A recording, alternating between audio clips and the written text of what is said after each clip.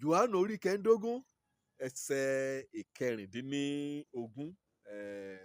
Jésù ṣe ìkéde o kí àwọn ọmọ ẹ̀yìn rẹ̀ kàn bá yọ̀ gbọ́ dáadáa.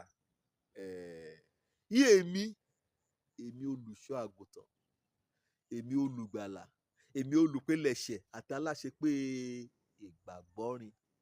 Ó ké sí àwọn ọmọlẹ́yìn rẹ̀, ó ké sí àwọn olùgbàgbọ́.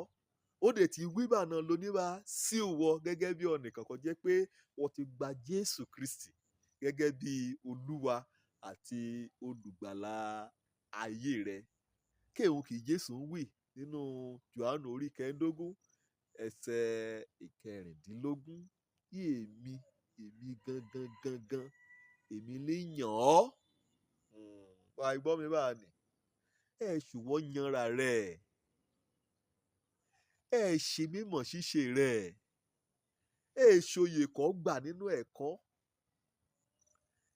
Ṣèdè kọ́ gbọ́ àti gírámà. Èdè àti lítírésọ̀ kọ́ mọ̀ ní yunifásitì. Ẹ̀kẹ́ ń ṣe olùṣọ́ àgùntàn abẹ́lé kèé nínú ìjọ ibi kọ́ àní kò rí bí GO, kò rí bí GS, kò rí bí olùdásílẹ̀. Ṣe rán àní ọyàn. Òun gangan kò rí sójú torí ẹ̀mí lọ́lọ́run kákan tí mo rí bá orí ọmọ kété ó lè ṣeun ṣoṣẹ́ rẹ̀ lẹ́yìn aṣọ. Ó lè gbàgbọ́ àbí ọ̀ṣùṣẹ́ Ọlọ́run a gbọ́dọ̀ mọ orísunra. Pàápàá lùgbàkọ́ bá búṣẹ̀ ní lọ ó dàbẹ́ ni pé òkété fẹ́ rú ọ lójú. Tàbí wọ́n bá òjákulẹ̀ òdẹ́yẹsí inúnibíni wọ́n bá pàdé àbí àrìsèso wọ́n bá pàdé nínú iṣẹ́ ìránṣẹ́ kò í ṣe ikọ̀ àrántí o wí èmi olúwa rẹ èmi ní yàn ọ́. Wọ́n ẹ̀yànra rẹ̀ ráyé gan yóò gbógun tì ọ́. Ikọ̀ dúró gi kọ̀ rántí wí èmi ní yàn ọ́. Èmi ní yàn ọ́ láti ṣe kẹ́hìn. Èmi ní yàn ọ́ kó aṣoṣẹ́ òjèrè ọkàn kò í ṣe ni.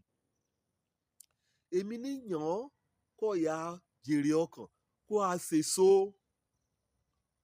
Ṣùwọ́ kó yan ọ̀rà rẹ̀. Kọ̀yàn bá wádìí ibi kan tí ń bọ̀ a rán létí láti mọ èrèdí ìpè rẹ̀. Ó lọ́pọ̀lọpọ̀ gbàgbé lónìí bá o. Ṣé ìránṣẹ́ jákúndà rádaràda ọjà kúndà mọ̀ lọ. Jésù rán ìyẹn ọmọ lẹ́yìn rẹ̀ ọ̀ràn létí. Òun lọ́lọ́ ní kọ́lọ́run rán síbi. Òun ni Mèsáyà. Òun ni Kristi. Òun ni ọni àmì òróró kàmì òróró Ọlọ́run kèé lórí rẹ̀. Òun ni olùpilẹ̀ṣẹ̀ ìgbàgbọ́ ọmọ ènìyàn. Òun ni yóò pe ọ̀nìkan bá ti ré. Èyí lèyìn nìkan amújà fún olùmúrẹ̀ ajá sí ipò. Tí wọ́n dẹ̀ yá rí ibi gan mo rí níbẹ̀ ní pé ìrákọ̀ bá ti mọ ìjà. Ìrákọ̀ bá ti mọ ọmọ tipátipá wá ipò. Ìyẹn gan lọ́lọ́run á wò. A kàn mọ̀mọ́ gbé wọn sókè. Ṣùgbọ́n ṣé ìrákọ̀ bá ti ń retí nìkan ti mọ́ kàn sí. Torí ipò ní jẹun lógún ṣùṣẹ́ ni. Ipò ní jẹun lógún ṣe àṣẹ kan lọ́run ti mú lélẹ̀ wí ká jáde lọ ká ya wàásù sí gétí ọ̀nìyàn ká jèrè ọkàn. Ṣùgbọ́n ipò kò jẹ́ pé ìráyé mi ya bu ọlá kàn òun náà èdù. Mọ̀ bí ràn án nì. Mọ̀ bá wọn jà. Mọ̀ bá wọn ṣe atótónu. Ọlọ́run yóò ní pè ọ́. Òun ní pè ní. Òun ní pè ní sínú ọlá.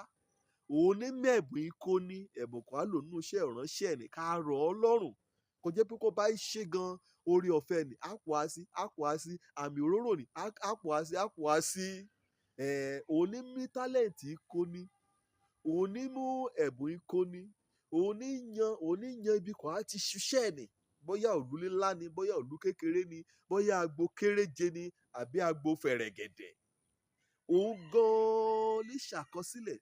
òní yàwòrán kété ń kété òṣè kétékété tí yà lọ òní ṣe ìran òránṣẹ́ Ọlọ́run lónìí ìran àjèrè ọkàn kété ọmọ ọjọ́ Ọlọ́run kan ti dàtún bí a gbọ́dọ̀ rántí o wí ẹ̀ṣẹ̀ kọ́ yan rárá kọ́ bá ti rántí lemọ́ pé ẹ̀ṣẹ̀ wọ́n kọ́ yanra rẹ wàá rí i pé okun àá òru sókè àá láti ọ̀dọ̀ Jésù Kristi kọ́ yàn ọ́ àbí ẹ̀mí mímọ́ kì í ṣe alákòóso gbogbogbò iṣẹ́ ìránṣẹ́ kàn gbélé alọ́ kọ́ báyìí ti rántí bẹ́ẹ̀ yìí ni ló gba ọ̀dálágara ló gba wàhálà wàá rántí pé ó ṣe gbẹ́kẹ̀lé wàá rántí pé kété ó ṣẹ̀ nìgan èyí ló kọjá pa ó kú wàá kó lé kété àníyàn rẹ lórí ẹ̀ wàá kó lérí Jésù Kristi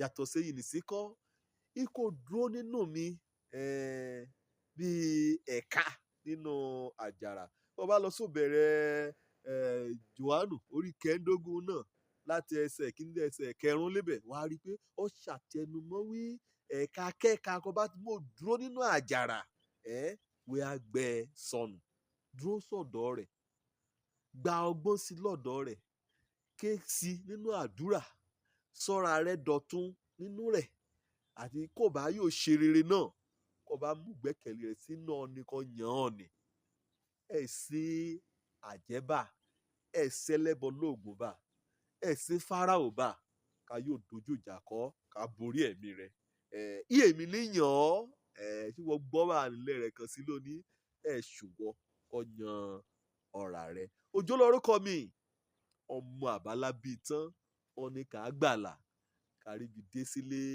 ìjọba Ọlọ́run ire o.